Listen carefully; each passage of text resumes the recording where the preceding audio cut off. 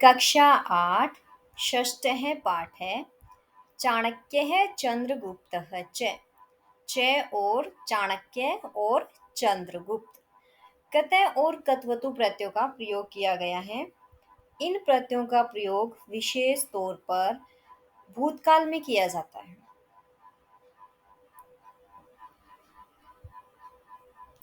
तक्षशिलायाम एक ब्राह्मण आसीत्। तक्षशिला में एक ब्राह्मण आसीत था। तक्षशिला नामक नगरी में राज्य में एक ब्राह्मण था। तस्य नाम चाणक्य आसीत। तस्य उसका नाम चाणक्य आसीत चाणक्य था, यानी कि उसका नाम चाणक्य, उसको कौटिल्य भी बोलते थे, चाणक्य था। सः कृष्ण वर्ण है, कृष्ण शरीर है, खलवाट है, शीर्षि दीर्घ शिख है, स्थूल ओष्ठ है, दीर्घ संधि हुई है, स्थूल प्लस ओष्ठ है, अत्यंत कुरूप है, परंतु बुद्धि कौशले अप्रतिम आसीत। सह वह कृष्ण वर्ण है, कृष्ण काले वर्ण है रंग वाला, कृष शरीर है, कृष पतले शरीर है, शरीर वाला, दुबले पतले शरीर वाला, खलवाट है, गंजा, यानी कि उसके सिर पे कोई भी बाल नहीं था, शीर्षी सिर पर दीर्घ शिख है, दीर्घ लंबी शिख है, चोटी वाला। बाकी सिर पे उसके बाल नहीं थे, वो खलवाड़ था, वो गंजा था, लेकिन उसके सिर पर एक बहुत बड़ी चोटी थी।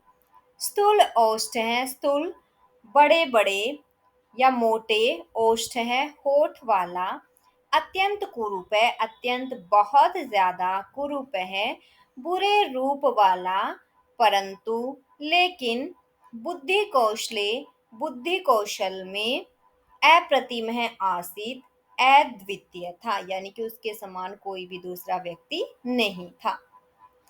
वह ब्राह्मण, वह कौटिल्य, वह चाणक्य काले रंग वाला, दुबले पतले शरीर वाला, गंजा और सिर पर बहुत लंबी चोटी वाला, बड़े बड़े या मोटे होठ वाला, बहुत कुरूप, अत्यंत कुरूप, लेकिन बुद्धि कौशल में अद्वितीय था। एकदा मगध देशस्य नृपः नन्दः तम् अपमानितं कृत्वा सभायाः बहिः निष्कासितवान्। एकदा एक बार मगध देश के नृपः राजा नंदः नंद ने तम उसको अपमानितम कृत्वा अपमानित करके, उसकी बेइज्जती करके, सभायाः बहि, सभा के, बहि बाहर, निष्कासितवान निकाल दिया। एक बार मगध देश के राजा नंद ने उसको अपमानित करके अपनी सभा से बाहर निकाल दिया। क्यों निकाल दिया? क्योंकि जो राजा नंद थे उन्होंने उसकी बुद्धिमत्ता को नहीं देखा, उन्होंने केवल उसके शरीर को, उसके रूप को देखकर उसको बदसूरत बोलकर अपने राज्य से बाहर निकाल दिया। जब हमारा कोई अपमान करता है तो हमें बुरा लगता है ना, तो वैसे ही कौटिल्य के साथ, चाणक्य के साथ भी वैसा ही हुआ। एतेन अपमानेन सह क्रुद्धः भूत्वा प्रतिज्ञाम अकरोत्। एतेन इस अपमानेन अपमान से, सह वह क्रुद्धः क्रोधित, भूत्वा होकर, प्रतिज्ञाम अकरोत् प्रतिज्ञा की। इस अपमान से क्रोधित होकर उसने प्रतिज्ञा की, यावत् अहं नंदवंशं न नक्ष्यामि तावत् शिखां न भंत्स्यामि। यावत् जब तक, अहम मैं, नंदवंशम नंद वंश को, न नक्ष्यामि न नहीं, नक्ष्यामि नाश करूंगा, नष्ट करूंगा, तावत तब तक, शिखाम चोटी, न भंस्यामि नहीं बांधूंगा, जब तक मैं नंद वंश को खत्म नहीं करूंगा, तब तक मैं अपनी चोटी को नहीं बांधूंगा। एतत् निश्चयं कृत्वा सः एकं योग्यं युवकम् अन्वेष्टुं गृहात् निर्गतः। एतत् यह निश्चयं कृत्वा निश्चय करके सः वह एकम एक योग्यम योग्य युवकम युवक को अन्वेष्टुम खोजने के लिए गृहात निर्गत है, गृहात घर से बाहर निर्गत है, निकल गई। ऐसा निश्चय करके वह एक योग्य व्यक्ति की खोज करने के लिए अपने घर से बाहर निकल गई। एकदा मार्गे राजा प्रजा इति क्रीडन्तं बालकं वीक्ष्य सः तत्र एव स्थितवान्। एकदा एक बार मार्गे रास्ते में राजा और प्रजा इति क्रीडंतम इति इस प्रकार क्रीडंतम खेलते हुए बालकम बालक को विक्षय देखकर सह वह तत्र वहां पर एव ही स्थितवान रुक गया या वहीं पर खड़ा हो गया। एक बार जब वह रास्ते से जा रहा था तो उसे कुछ बच्चे दिखाई दिए जो राजा और प्रजा का खेल खेल रहे थे। उनको देखकर वह वहीं पर ही खड़ा हो गया। एकः बालकः नृपः आसीत्, अन्ये च मंत्री प्रजा जनः च आसन्। एक बालकः बालक नृपः आसीत्, नृपः राजा आसीत था। एक बालक तो राजा था, अन्य च मंत्री, अन्य च और अन्य दूसरे मंत्री प्रजा जनः च आसन, मंत्री और प्रजा के लोग थे। एक बालक तो राजा बना हुआ था और बाकी सारे बच्चे मंत्री और प्रजा के दूसरे अन्य लोग बने हुए थे। बालकस्य सम्मुखे द्वे महिले अतिष्ठताम्। बालकस्य उस बालक के सम्मुखे सामने द्वे दो महिलाएं अतिष्ठताम् खड़ी थी। उस बालक जो राजा बना हुआ बालक था उसके सामने दो महिलाएं, दो औरतें खड़ी हुई थी। एकस्याः अंके एकः शिशु आसीत्। एकस्याः एक के अंके गोद में एकः एक शिशु बालक आसीत था। एक महिला की गोद में एक छोटा बच्चा था। सा नृपाय एकथ्यत, सा उसने नृपाय राजा को एकथ्यत कहा। उसने राजा से कहा, एषः मम शिशुः अस्ति, एषः यह मम मेरा शिशुः बच्चा अस्ति है, यह मेरा बच्चा है। अन्या एवदत, अन्या दूसरी महिला एवदत बोली, दूसरी महिला बोली, एषः मम शिशुः, एषः यह मम मेरा शिशुः बालक है, यह मेरा बालक है।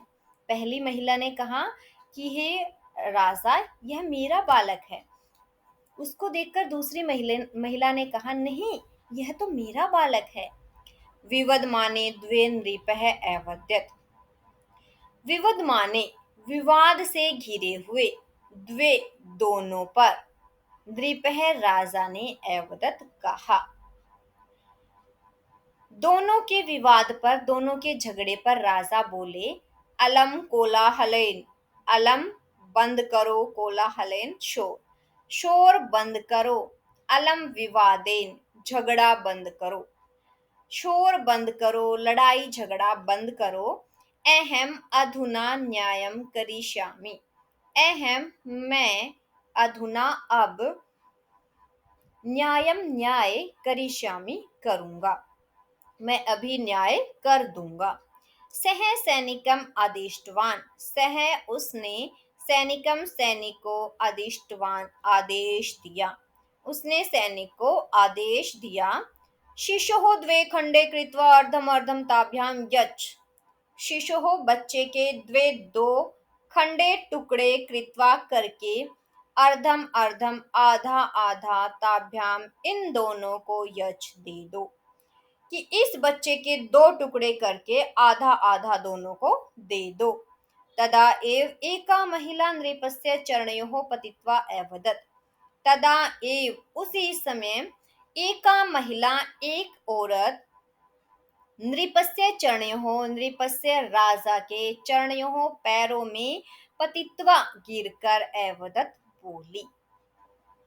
उसी समय दोनों महिलाओं में से एक महिला राजा के चरणों में गिरकर बोली, महाराज, हे महाराज, एवं माँ कुरु, एवं ऐसा माँ मत कुरु करो, ऐसा मत करो। शिशुम माँ मार्य, शिशुम बच्चे को माँ मार्य, मत मारो, ऐसा मत करो, इस बच्चे को मत मारो। शिशुम तस्यै एव महिलायै यच्छतु, शिशुम बच्चे को तस्यै एव उसी ही महिलायै, महिला को यच्छतु दे दो। इस बालक को, इस शिशु को उस दूसरी महिला को ही दे दो, कि मैं इस बच्चे को नहीं लूंगी, आप उस बच्चे को ना मारिए, क्योंकि अगर आप आधे आधे टुकड़े करोगे तो यह बच्चा मर जाएगा। इस बच्चे को मत मारो और इस बच्चे को दूसरी महिला को दे दो। बालक नृपः अवदत्, बालक राजा बोला, सा एव शिशुः माता अस्ति, सा एव वही शिशु, शिशु की माता अस्ति, माता है, यही शिशु की माता है, यही इस बच्चे की माँ है। चाणक्यः एतत् सर्वम् अपश्यत्, बालकस्य च न्यायं दृष्ट्वा स्तब्धः जातः। चाणक्य है, चाणक्य एतत् सर्वम, यह सब कुछ अपश्यत, देख रहा था। च और बालकस्य, बालक का, न्यायम दृष्ट्वा, न्याय देखकर, स्तब्ध जाता है, हैरान हो गया। चाणक्य यह सब कुछ देख रहा था और बालक के न्याय को देखकर वह हैरान हो गया कि एक छोटे से बच्चे ने किस प्रकार विवादित झगड़े को निपटा दिया है। चाणक्यः बालकस्य मातुः अनुमत्या तं तक्षशिलाम् अनयत्। चाणक्यः, चाणक्य बालकस्य, उस राजा बालक की, मातुः माता की, अनुमत्या अनुमति से, तम उसको, तक्षशिलाम, तक्षशिला में अनयत ले आया। यानी कि नंद की जो नगरी थी तक्षशिला, सॉरी, जो तक्षशिला, वहाँ जो ब्राह्मण रहता था वहां उसको ले आया, कि चाणक्य उस बालक को उसकी माता की आज्ञा से तक्षशिला नगरी में ले आया। तक्षशिला विश्वविद्यालये शिक्षाम् अधिगत्य सः बालकः कुशलः योद्धा राजनीतिज्ञ च अभवत्। तक्षशिला विश्वविद्यालय में शिक्षाम अधिगत्य, शिक्षा प्राप्त करके, सह बालक है, वह बालक, कुशल योद्धा, कुशल योद्धा, राजनीतिज्ञ च अभवत्, और राजनीति में निपुण हो गया। तक्षशिला विश्वविद्यालय में शिक्षा प्राप्त करके वह बालक एक निपुण योद्धा और राजनीतिज्ञ विशेषज्ञ हो गया था, यानी कि उसको राजनीति का ज्ञान भी हो गया था। सः चाणक्यस्य सहायतया नंदम नष्टवान् मगधदेशस्य च नृपः अभवत्। सः, वह, चाणक्यस्य सहायता, चाणक्य की सहायता से, नंदम नष्टवान, राजा नंद को नष्ट कर दिया।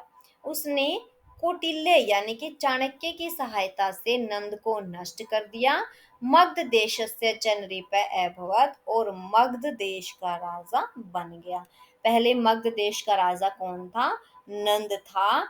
और नंद से अपने अपमान का बदला लेने के लिए चाणक्य एक ऐसे व्यक्ति की खोज में चला गया जो बहुत ज्यादा कुशल हो, देखने में अच्छा हो। तो उसको कौन मिला? वह बालक राजा मिला। उसको उसकी माता की आज्ञा से वह अपनी तक्षशिला नगरी में ले आया और वहाँ का जो विश्वविद्यालय था उसमें अच्छी शिक्षा दे करके उस बालक को बहुत बड़ा योद्धा बना दिया था। क्योंकि बुद्धि से जो चाणक्य था वो बुद्धि से बहुत ज़्यादा तेज था, उसके अंदर बहुत ज़्यादा ज्ञान था, उसने ज्ञान भरा, क्योंकि वो दिखने में बदसूरत था लेकिन उसके अंदर बहुत ज़्यादा ज्ञान भरा हुआ था, उसने उस बालक को ज्ञानवान बना दिया। उसके बाद चाणक्य की सहायता से नंद को नष्ट करके वह बालक मगध देश का राजा बन गया। सह चंद्रगुप्त मौर्य इति नामना प्रसिद्ध जाता है। सह वह बालक राजा चंद्रगुप्त मौर्य इस नाम से प्रसिद्ध हुआ। जाता का मतलब हुआ। चाणक्य च तस्य महामंत्री अभवत। च और चाणक्य चाणक्य तस्य उसका महामंत्री अभवत महामंत्री बन गया था, और चाणक्य उसका महामंत्री बन गया था। चाणक्येन स्वकीय अनुभवेन चिन्तनेन च राजनीतिम् आश्रितम् अर्थशास्त्रं नाम एकः ग्रंथः लिखितः। चाणक्य है चाणक्य की स्वकीय अनुभवेन, स्वकीय अपने अनुभवेन अनुभव से, चाणक्य ने अपने अनुभव से, चिंतनेन च और गहन चिंतन से, गहन सोच विचार से, राजनीतिम आश्रित, राजनीति पर आधारित, अर्थशास्त्रम, अर्थशास्त्र नाम नाम का एक ग्रंथ लिखित है, ग्रंथ लिखा। चाणक्य ने अपने अनुभव और गहन चिंतन से, गहन सोच विचार से, राजनीति पर आधारित अर्थशास्त्र नाम का एक ग्रंथ लिखा। अधुना अपि अयं ग्रंथः विभिन्न स्त्रेषु पाठ्यपुस्तक रूपेण पाठ्यते। अधुना अपि, अब भी, इस समय भी, अयम ग्रंथ है, यह ग्रंथ विभिन्न स्त्रेषु, विभिन्न स्तरों पर, पाठ्य पुस्तक रूपेण, पाठ्य पुस्तकों के रूप में पाठ्यते, पढ़ाया जाता है। यानी कि अब भी उसको एक सब्जेक्ट के रूप में पढ़ते हैं। अब भी, आज भी यह ग्रंथ विभिन्न स्तर पर पाठ्य पुस्तकों के रूप में पढ़ाया जाता है।